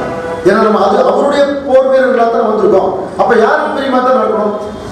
கமாண்டர் அவ்வளவுதான். ஸோ கமாண்டருக்கு பிரியமா நடக்கிற மாதிரி இப்போ நடக்கணும். அப்ப அவர் என்ன சொல்றாருன்னா, நான் எனக்கு பிரியமா நீ நடக்கணும்னா நீ என்ன பண்ணணும்? நீ சரீரத்தை அடக்கி போகணும். எபேசியர் 2ஆம் அதிகாரத்தில் கூட 21ஆம் வசனம் இந்த ஒரு சபையை வந்து ஒரு கற்களை ஒப்பிட்டு சொல்லும் போது அவர் எப்படி சொல்றார் வாசிக்கலாமா? எபேசியர் 2ஆம் அதிகாரம் 21ஆம் வசனம். அவர்களுடைய மாளிகை முழுவதும் இசைவா இணைக்கப்பட்டு அப்போ ஒரு கல்லு பறிந்த செவரு, ஒரு கல் இந்த பக்கம் ஒரு கல் அந்த பக்கம் ஒரு கல் மேலே வச்சு கட்டினா சரியா இருக்கும். இசைவா ஒரு கல்லுக்கு மேல. அப்ப தேவனுடைய திருச்சபையின் பிள்ளைகள் வந்து ஒருத்தருக்கு ஒருத்தர் எப்படி இருக்கணும்? அந்த இசைத்துக்கு ஒரு 10 போர் வீரன் சண்டைக்கு போறாங்க, 10 பேர் நேரத்தான் துப்பாக்கி பிடிக்கணும். ஒருத்தர் திருப்பி பிடிச்சிட்டாங்கன்னா எதிரி வந்து நம்ம தாக்கணுங்கிற அவசியமே இல்லை. நாமளே நம்மளை தாக்கிட்டு என்ன பண்ணிடலாம், நம்ம சேர்த்துக்கலாம். நம்ம சமீபத்தில் ஒரு ஆர்மியில் இருந்து வந்தவர், நம்முடைய நண்பர், அவர் வந்து அவருடைய ஆர்மியில் ஏற்பட்ட சில அனுபவங்களை சொன்னார். சகோதரர் நண்பர் கூட சகோதரர். அவர் என்ன சொல்றாருன்னா, அதாவது அவங்க வந்து ஒரு கேம்பில் ஒரு 20 பேர் இருக்காங்க. இவங்களுக்கு வழி நடத்துகிற ஒரு கமாண்டர் இருக்காரு இல்லையா, அந்த கமாண்டர் வந்து ரொம்ப இவங்களை டார்ச்சர் பண்ணிட்டே இருக்காங்க. டார்ச்சர் பண்ணிட்டே இருக்கும்போது இவங்க என்ன பண்ணுறாங்க, இவர் நமக்கு ஆகாது, முதல்ல இவர் என்ன பண்ணுவோம், இவர் கொள்ளணும்னு சொல்லிட்டு அவர் நைட்டு பாத்ரூம் போகும்போது அடிச்சுட்டு என்ன ரிப்போர்ட் எழுதிட்டாங்க, நைட்டில் எதிரி வந்து மோட்டர் பார்க்க வர்றான்னு நினச்சி என்ன பண்ணிட்டோம், அடிச்சிட்டாங்க. திங்க் பண்ணி பாருங்க, சொந்த சோல்ஜர்ஸே தன்னை வழிநடத்துகிற அந்த ஒரு கமாண்டர் என்ன பண்ணுறாங்க, அவர் வந்து ஸ்ட்ரிக்டாக இருக்கிறாங்க ஒரே காரணத்தினால என்ன பண்ணிட்டாங்க. இப்போ இது இந்த மாதிரி 2-3 பேர் கொடுத்துருந்தாங்க என்ன ஆகும், எதிரி வந்து சண்டை போட வேண்டிய அவசியமே இல்லை. அதனால தான் போர் வீரர்களுக்கு பயங்கரமான ப்ராக்டிஸ். போர் வீரர்களுடைய ப்ராக்டிஸ் என்ன தெரியுமா, எவ்வளவோ சரீர பிரகாரமான ப்ராக்டிஸ் கொடுப்பாங்க, பட் மென்டல் ப்ராக்டிஸ் ஒன்றே ஒன்று தான். என்னன்னு சொல்லுவாங்க, அவங்க வந்து தலையிலிருந்து கால் வரைக்கும், காலையில் எழுந்திரிச்சா அதுதான், சாயங்காலம் எழுந்திரிச்சா எல்லா போர் வீரர்களுக்கும் எல்லா நாட்டிலையும் கொடுக்குறது ஒன்றே ஒன்று தான், கமாண்ட், ஒபே த ஆர்டர். அவ்வளோதான்.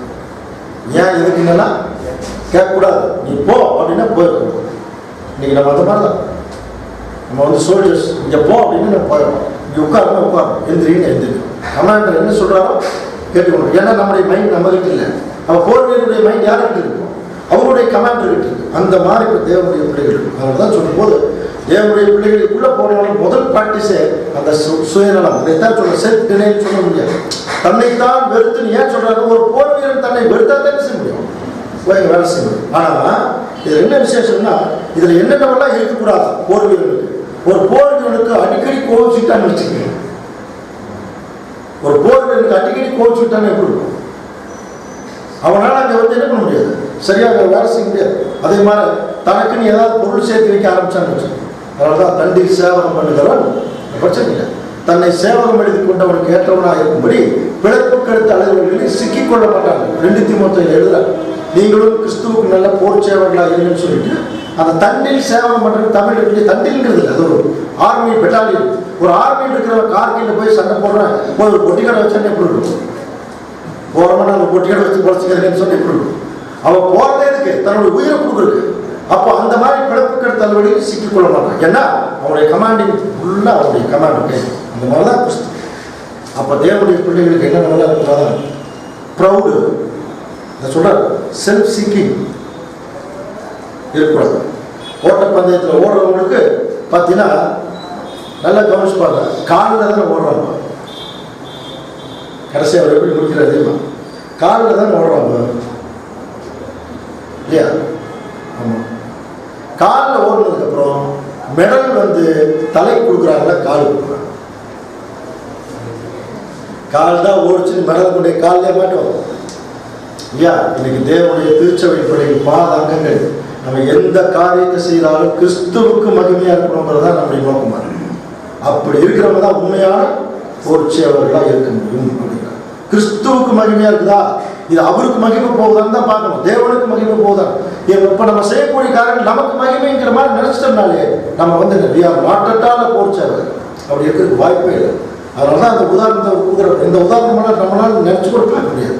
அவர் சொல்ற காலுக்கு மெடல் கொடுக்கறது இல்லை, தலைக்கு தான் கொடுப்போம். ஸோ அந்த மாதிரி தேவனுடைய பிள்ளைகள் எந்த காரியத்தை செய்தாலும் அவர்கள் கிறிஸ்துவுக்கு மகிமையாக தான் அவங்க செய்வார்கள்.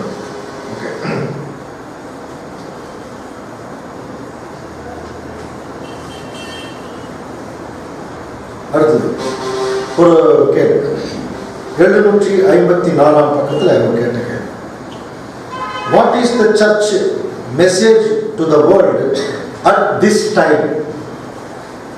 இப்போ திருச்சபையினுடைய இப்போ அப்படிங்கிறது அந்த ஆக்சுவலாக அந்த கேள்விக்கு வருஷங்கள் கொடுக்கப்படல. பட் நல்ல ரசனுடைய காலப்பகுதியில் கேட்ட கேள்விங்கிற போது நம்ம என்ன புரிஞ்சுக்கிறோம்னா 1916க்கு முன்னாடி இப்போ உண்மையான சர்ச்சுடைய மெசேஜ் என்ன?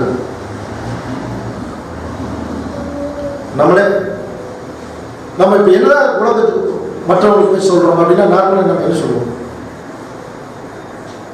ஊழியம் பண்ற முடியல, ஊழியம் பண்ண போறோம். என்ன நீங்க சொல்ல போறீங்க அப்படின்னா நம்ம நார்மலா எடுத்தோடனே நம்ம ஹவு டு ஸ்டடி பைபிள், 1ஆம் உலகம் 2ஆம் உலகம் நம்ம லிஸ்ட் போட போறது.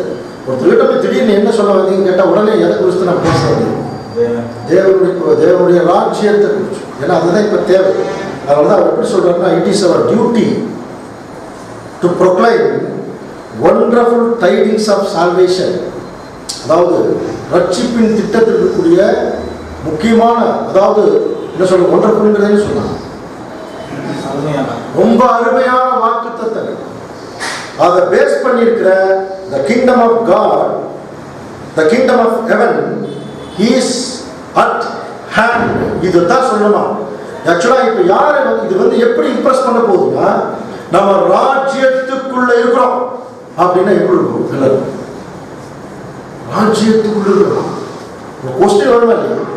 அப்ப உடனே ராஜ்யம்னா எப்படி இருக்கும், அந்த ராஜ்யத்துக்கு யாராச்சாயா அந்த ஒரு பாயிண்ட்லேயே நம்ம வந்து இப்போ நம்ம சொல்ல வேண்டிய காலப்பகுதி வந்துட்டோம். அதனாலதான் இயேசு கிறிஸ்து முதல் வருகையிலேயே என்ன சொல்லிட்டாரா, நம்முடைய ராஜ்யம் வருவதாக, தேவனுடைய ராஜ்யம் உங்களுக்குள்ளேயே இருக்குது. அப்ப முதல் வருகையில வந்து ராஜ்யம் வருவதாக சொன்னாங்க. சரி, இப்ப ராஜ்யம் வந்துருச்சா அப்படின்னு ஒரு கொஸ்டின் கேட்டா நம்ம என்ன சொல்லுவோம்? எதை வச்சு சொல்றோம்னா, முதல் வருகையில ராஜ்யம் வருவதாக சொன்னார். சொன்னவர் வந்து அந்த ராஜ்யத்துக்கு ராஜா யாரு? கிறிஸ்து தான். அப்ப ராஜா என்ன ஆச்சு? ராஜா வந்தாச்சுனாலே இது வந்தாச்சு, அவருடைய ராஜ்யமும் வந்தாச்சு அப்படிங்கிற ஒரு விஷயத்தை இப்ப நம்ம மற்ற ஜனங்களுக்கு ஃபைனல் சப்ஜெக்டே தான். நம்ம ராஜ்யத்துக்குள்ள ஒண்ணு. அடுத்தது, they will be done in heaven and the earth. உங்களுடைய சித்தம் பரலோகத்திலே செய்யப்படுவது போல பூமியிலேயும் செய்யப்படுவார். நம்முடைய சித்தம் பரலோகத்தில். அப்போ ஆக்சுவலா தேவனுடைய ராஜ்யம் எத்தனை வகையா பிரிக்கப்படுது? 2. முதல்ல அவருடைய சித்தம், அவருடைய ராஜ்யத்தினுடைய காரியங்கள் எங்க இருக்கணும்? மேல வந்து செட் ஆகும். அதுக்கப்புறம் எங்க வரும்? கீழே வரும். இப்போ மேல செட் ஆயிருக்கு, ஆனா இன்னும் ஏன் நமக்கு இன்னும் அது தெரியல? உலக ஜனங்களுக்கு ஏன் தெரியல? பரலோகத்துக்குரிய விஷயங்களை கவனிக்கணும். மாம்ச கண்களால இப்ப நம்மளும் மாம்சத்தில் தான் இருக்கோம். இப்ப நம்மளும் மாம்ச கண்களால பார்க்கலாம். நம்மளும் திருச்சபை பிள்ளைகள் கூட மாம்ச கண்களால பார்க்க முடியாது. அப்ப நமக்கு இதை பார்க்கணும். நமக்கு அதுக்கு என்ன கொடுக்குறாங்க? பிரகாசம் உள்ள மனக்கண்களை கொடுக்குறாங்க. அப்போ தேவனுடைய ராஜ்யத்தினுடைய விஷயங்களை இப்ப எதுதான் பார்க்க முடியும்? மனக்கண்களை. அப்போ இன்னைக்கு உலகத்துல யாராருக்கெல்லாம் நம்ம சொல்ல போறோம், அவங்க மனக்கண்கள் தான் முதல்ல மூடி இருக்கு. இப்ப அதைத்தான் என்ன பண்ணணும்? ஓப்பன் பண்ணணும். அதை ஓப்பன் பண்ணாதான் அவர்கள் மனக்கண்கள் மூலம் இப்ப கிறிஸ்துடைய ராஜ்யத்தினுடைய காரியங்களை அவங்க பார்ப்பாங்கிறது அங்க சொல்லப்பட்ட ஒரு முக்கியமான விஷயம். 746 ஒரு கேள்வி கேட்டிருக்காங்க.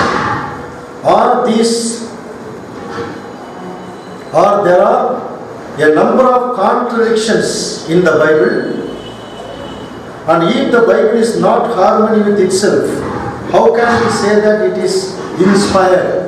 அதாவது பைபிள்ல நிறைய முரண்பட்ட கருத்துக்கள் இருக்கா? அப்படி முரண்பட்ட கருத்துக்கள் பைபிளுடைய விஷயத்துல ரொம்ப ஒற்றுமையா போகலைன்னா எப்படி இது உண்மையான தேவனால் கொடுக்கப்பட்டது நம்ம சொல்ல முடியும்? அப்ப பைபிள்ல முரண்பாடு இல்லையா? ஒரு கேள்வி. பைபிள்ல முரண்பாடு இருக்கா? இல்லையா? இருக்கு. பைபிள்ல நிறைய முரண்பாடு நம்ம படிச்சுக்கிறோம். எப்படி முரண்பாடு இருக்கு? நான் பிரதர் ரசல் எப்படி அதை சொல்றாருன்னா, அதாவது பைபிள்ல முரண்பாடுகள் ஏறக்குறைய அவர் என்ன சொல்றாருன்னா, நம்ம இதுக்குள்ள போய் கேள்விகள் கேட்க ஆரம்பிச்சா 20,000 கேள்விகளுக்கு மேல இருக்கும். அவ்வளவு முரண்பாடுகள் இருக்கு. ஆனா ஆக்சுவலா இந்த முரண்பாடுகளுக்கு காரணம் என்ன? அதை முதல் தெரியும். there are some causes. ஒரு சில காரணங்கள் இருக்கு அந்த முரண்பாடுகள். என்ன காரணம்னா, முதல்ல பைபிள் டிரான்ஸ்லேட் பண்ணது முக்கியமான ஒரு காரணம். பைபிள் ஒரிஜினல் லாங்குவேஜ் அவங்களுடைய ஒரிஜினல் லாங்குவேஜ் ஒவ்வொருடைய மொழியிலையும் மொழிபெயர்க்கப்படும் போது அந்த மொழி மாற்றங்கள்ல சரியான வார்த்தை என்ன ஆகாது? கிடைக்காது. சரியான வார்த்தை கிடைக்காம மொழிபெயர்ப்பாளர் என்ன பண்ணிட்டாங்கன்னா, அவங்களுக்கு தெரிஞ்ச வார்த்தைகள் எல்லாம் சிலர் என்ன பண்ணிட்டாங்க சொல்லிட்டாங்க. அதனால பைபிள் படிக்கிறவங்க நிறைய பேருக்கு என்ன தெரியுது? அதுல சில முரண்பாடுகள் இருக்குது அப்படிங்கிறத அவங்க சொல்றாங்க. ஆக்சுவலா ஒரிஜினலா ஒரு முரண்பாடுங்கிறதுல நமக்கு தெரியும். ஆனா அது பைபிள் எழுதப்பட்டதும் பட்டதுதான் பரிசுத்த ஆவியினால. ஆனா பைபிள் டிரான்ஸ்லேட் பண்றதுல பரிசுத்த ஆவியினால இல்லை. இன்ஸ்பிரேஷன் ஆஃப் ஹோலி ஸ்பிரிட் கிடையாது. அது யாருக்கு எங்கெங்க வாய்ப்பு இருக்கோ அவங்க என்ன பண்ணிட்டாங்க? மொழிபெயர்த்துட்டாங்க. ஆனா தேவன் அதுல என்ன ஒரு ஆச்சரியத்தை பண்ண விட்டாங்க, நீ என்ன மொழிபெயர்த்தாலுமே அது இருக்கிற சத்தியத்தை என் பிள்ளைகளுக்கு ஆட்டோமேட்டிக் என்ன அது போயிடும். அதனாலதான் நமக்கு சூசனம் என்ன சொல்லிட்டாங்க, எல்லாவற்றையும் சோதித்து பார்த்து அப்படின்னா உள்ளுக்குள்ள முரண்பாடு இருக்குன்னு தான் அர்த்தம். முரண்பாடை கொண்டு வந்துட்டாங்க. அதனால நீங்க என்ன பண்ணுவீங்க? நீ எல்லாம் பாருங்க. அப்போ அமெரிக்காவில் 2 முக்கியமான டிரான்ஸ்லேஷன்ஸ் இருக்கு. ஒன்று ரிவைஸ்டு ஸ்டாண்டர்ட் வெர்ஷன், திருத்திய மொழிபெயர்ப்பு. இன்னொன்று அமெரிக்கன் ஸ்டாண்டர்ட் வெர்ஷன், அமெரிக்கன் திருத்திய மொழிபெயர்ப்பு. இந்த ரெண்டையும் சொல்லும்போது ரசல் பிரதர் சொல்லியிருக்காரு, reasonable these editions corrected many of these but not at all. இந்த 2 டிரான்ஸ்லேஷனுமே ஒரு சிலதெல்லாம் கரெக்ட் பண்ணிட்டாங்க. ஆனா எல்லாத்தையும் என்ன அப்படின்னா இன்னும் கரெக்ட் பண்ணல. அப்படின்னா நம்ம அமெரிக்கன் ஸ்டாண்டர்ட் வெர்ஷன் பைபிளை நம்ம ரெஃபரன்ஸ் எடுத்தா கூட சில வார்த்தைகள் தேவனுடைய திட்டத்துக்கு பொருந்தாம போறது கூட வாய்ப்பு இருக்கு. நீங்க அதையும் ரொம்ப ஜாக்கிரதையா கவனிக்கணும். அதனாலதான் இதை ரொம்ப வேற மாதிரி எப்படி அவர் சொல்லியிருக்காரு. அவர் சொல்லும்போது 2 தீமோத்தேயு 2ஆம் அதிகாரம் 15ஆம் வசனம்,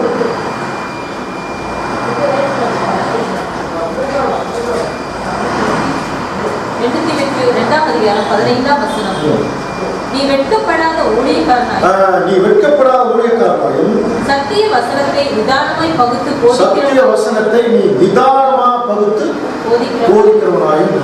அப்போ சத்திய வசனம் அது 2 பாயிண்ட் வரும். வெட்கப்படாத ஊழியக்காரனை தப்போ நம்ம போய் சத்தியத்தை சொல்றது வெட்கப்படும். You should not be ashamed அப்படிங்கிற வார்த்தை. அதாவது நாம எந்த ஒரு சத்தியத்தை சொல்றோமோ அந்த சத்தியத்துல நடக்கும் போது நமக்கு வெட்கமல்ல. சத்தியத்துல நடக்காத போது நமக்கு என்ன வெட்கம் வருமா? ஸோ எப்படி தெரிஞ்ச உதாரணம் இல்லை.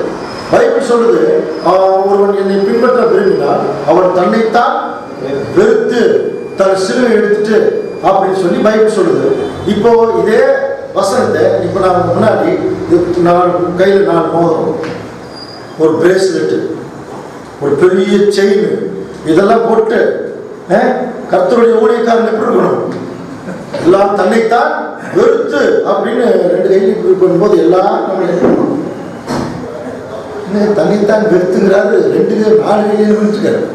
இத்தனை மோதிரம் போட்டு தெரிகிறாரு. ஸோ ஒருத்தர் அதை கேட்கும் போது என்ன இல்லை, நீங்களா முன்னாடி நின்று பேசுறீங்க, நீங்களே இப்படி இருக்கிறீங்க அப்படின்னு சொல்லும்போது என்ன வந்துடும்? கோபம் வந்துடும். மனசாட்சி உள்ளவங்களுக்கு கொஞ்சம் வெக்க வந்துடும் இல்லையா? சரி, எப்படி நம்ம இப்படி பிரசங்கம் பண்ணணும் அப்படிங்கிறோம். இதைத்தான் சொல்றேன், நீ வெட்கப்படாத ஊழியம் அப்படின்னு என்ன அர்த்தம்? நீ என்ன ஊழியம் பண்றியோ, நீ என்ன சொல்றியோ அதை நீ செய். நீ என்ன சொல்லணும்னு நினைக்கிறியோ அதையே நீ என்ன பண்ண முதல்ல. அதுக்கப்புறம் சத்திய வசனத்தை நிதானமா, ஏன் இந்த வார்த்தை சொன்னார்? ஏன் நிதானமாங்கிற வார்த்தை அங்க போட்டிருக்காருன்னா, கொஞ்சம் நிதானம் இல்லாம போச்சுன்னா இதே நம்ம சொல்லக்கூடிய வார்த்தைகளே அந்த தோற்றம் என்ன ஆயிடுமா? மாறிடும்.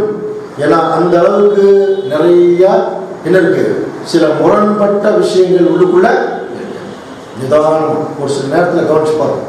மோசையை பத்தி நம்ம படிக்கிறோம். மோசையை வழியிலே பார்த்து தேவன் கொல்ல பார்த்தார். மோசையை போயிட்டு இருக்கார். போகும்போது தேவனே முன்னாடி, மோசையை தான் தேவன் கூப்பிட்டு, தேவன் தான் மோசையை கூப்பிட்டார். அவர் என்ன பண்ணார்? கொல்ல பார்த்தார் அப்படின்னு இருக்கும். அப்போ சாதாரண படிக்கிறவங்களுக்கு என்ன, ஓ இவர் பயங்கரமான நாட்கள் இருக்குது, இவரே கூப்பிட்டு இவரே கொள்றாருன்னா எவ்வளவு மோசமான. ஆனா அதுக்கு விளக்கம் என்ன? அதுக்கு பின்னாடி அந்த அம்மா விருத்த சேதனம் பண்றாரு. பண்ணதுக்கு அப்புறம் விட்டுறாரு. அப்படின்னா அந்த விருத்த சேதனத்தில் ஏதோ முக்கியமான அந்த கற்பனை கட்டளை இருக்கு. அந்த கற்பனை கட்டளைக்கு அவங்க கீழ்ப்படியாம போகும்போது தேவனுடைய நியாய தீர்ப்பு என்ன அப்படிங்கிறது அங்கே இது ஜென்ரலா டீட்டெயிலா வேற ஒரு சந்தர்ப்பத்தில் அந்த சப்ஜெக்ட் பார்க்க சிப்போராய் ஒரு சப்ஜெக்ட் அது பார்க்க. அப்ப பாரு, மோசே கொல்ல பார்த்தார். அப்போ நார்மலா படிக்கிறவங்களுக்கு எப்படி இருக்கும்? ஒரு முரண்பட்ட ஒரு கருத்து. இந்த மாதிரி நிறைய முரண்பாடுகள். ஆக்சுவலா பைபிள்ல முரண்பாடு இல்லை. அதை கடைசியை எப்படி சொல்லி முடிக்கிறாரு? இதெல்லாம் முரண்பட்ட புரிந்து கொள்ளுதல் வந்துருச்சு ஜனங்களுக்கு.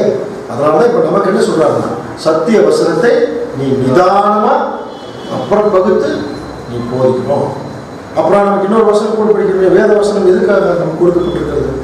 வேத வாக்கியங்கள் எல்லாம் தேவாவினால் தேவ ஆவியினால் அருளப்பட்டதெல்லாம் நமக்கு எப்படி இருக்கும்னா, உபதேசம் இருக்கும், கடிந்து கொள்வதற்கும், நீதியை படிப்பதற்கும், சீர்திருத்தம். அப்ப இந்த நாளையும் பேஸ் பண்ணி தான் ஒருத்தர் வந்து சப்ஜெக்ட் என்ன பண்ணுவோம், ப்ரிப்பரேஷன். அப்புறம் அதை போதிக்கிறது கூட இந்த நாளையும் பேஸ் பண்ணி.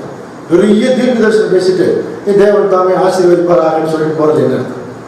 இந்த தீர்க்க தரிசனத்துல தேவன் நமக்கு என்ன சொல்ல வரார், என்ன பாடத்தை நமக்கு கொடுக்குறார், அதுதான் நிதானமா பகுத்து போடுறது.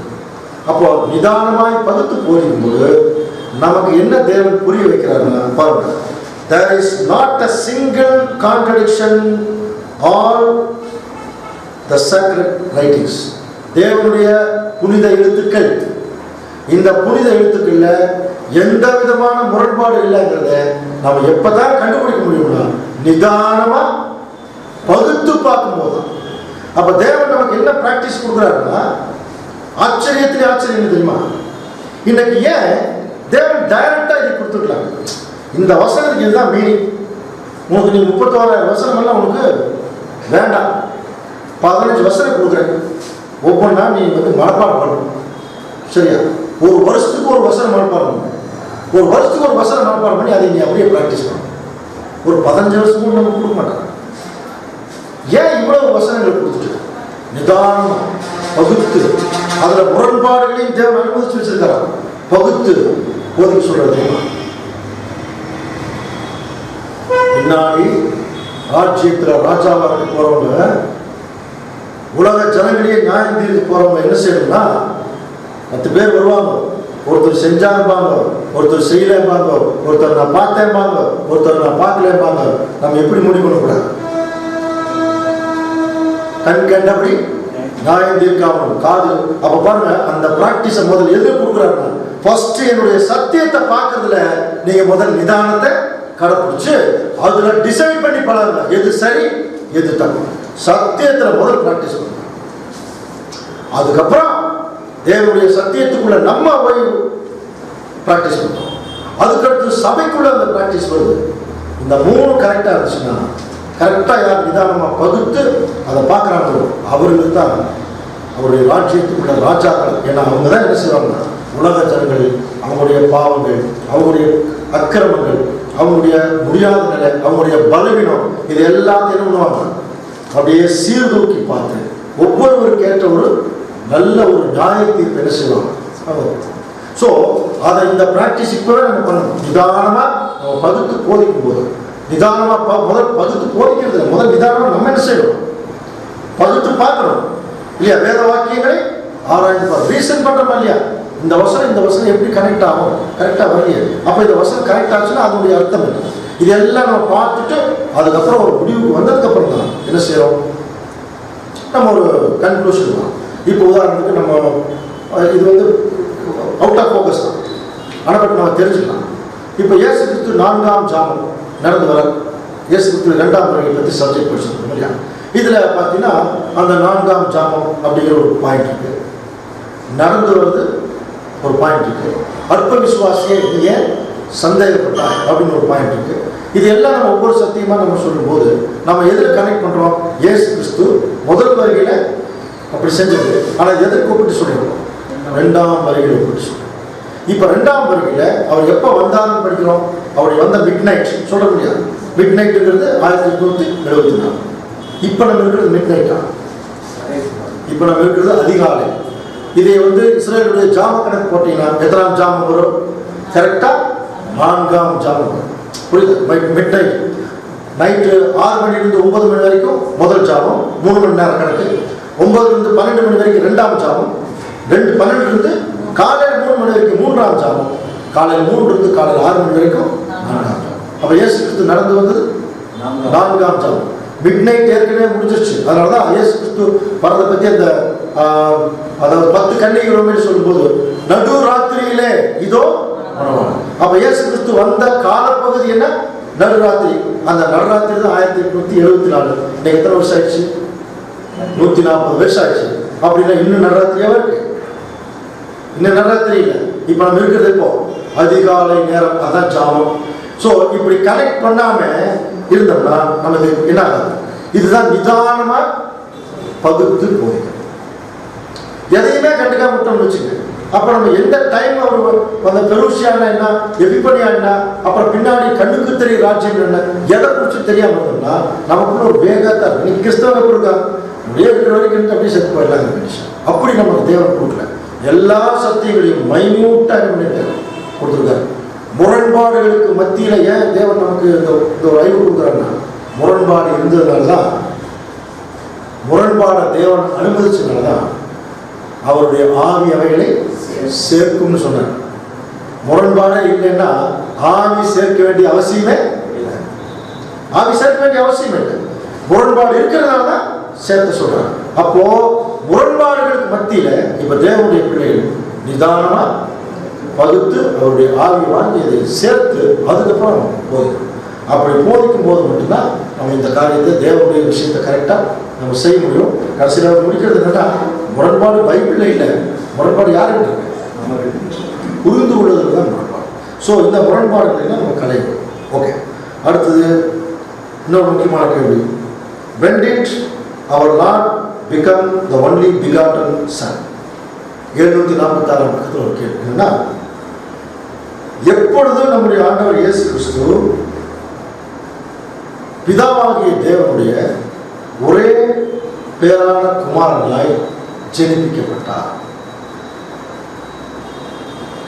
இந்த கேள்விக்கு வெளியே தெரியாதா? எப்பொழுது இயேசு கிறிஸ்து தம்முடைய ஒரே பேரான குமாரனாய் ஜெனிப்பிக்கப்பட்டார்? நம்ம இது பதில் இல்லையா? நமக்கு கிளியரா பதில் தெரியும். என்ன பதில்? முதல் இருந்தேவா? அதான், அது எப்பொழுது அப்படின்னு ஒரு கொஸ்டின். எப்பொழுதுங்கிறதுக்கு நமக்கு விட தெரியும் இல்லையா? எப்பொழுதுங்கிறதுக்கு நமக்கு விட தெரியும். எப்பொழுது?